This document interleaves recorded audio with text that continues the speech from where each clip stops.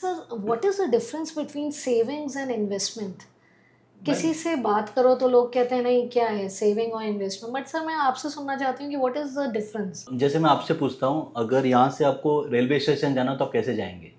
You take a Ola, you take a auto, you take a bus. Right. और अगर यहाँ से दिल्ली जाना तो आप कैसे जाएंगे? बाय एयर और by by air, by train. Train. That means आपका जो मोड ऑफ ट्रैवल है ना, वो बदल जाता है बेस्ड ऑन डेस्टिनेशन। यस। अगर मैं आपको बोलूँ कि यहाँ से आप फ्लाइट लीजिए रेलवे स्टेशन के लिए, आप लेके जाएंगे? नहीं लेके जा पाएंगे। आप कहेंगे एग्जैक्टली। सर टेक ऑफ के पहले लैंडिंग करना पड़ेगा। हम्म। दैट मीन्स एक चीज़ तो क्लियर हो गया कि जो चीज़ शॉर्ट डिस्टेंस के लिए एप्लीकेबल है, वो चीज़ लॉन्ग डिस्टेंस के लिए एप्लीकेबल है नहीं। तो generally as a financial planner what we say is saving is generally short term oriented, investing is all about long term oriented. Oh great. Saving का पर्पस है पैसा बचाना, इन्वेस्टिंग का पैसा पर्पस है पैसा बनाना। हम्म। पैसा बचाना और बनाने में डिफरेंस है। बचाना is when your target is कि जितना महंगाई है, से फॉर एग्जांपल इन्फ्लेशन इज 6-7%, तो उसको मैच करने के लिए कहीं पैसा लगा देता हूँ ताकि एटलीस्ट महंगाई की मार मेरे पे नहीं आ जाए।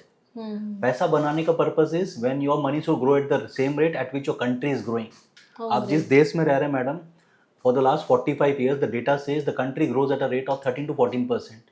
How do we hmm. Calculate? GDP हमारा 6-7% है, महंगाई 5-6% है। If you club it, it become 13 to 14%। Hmm. So the objective of investment is your money should grow at the same rate at which the country is growing, and the objective of saving is to ensure that your paisa is not getting impacted by inflation.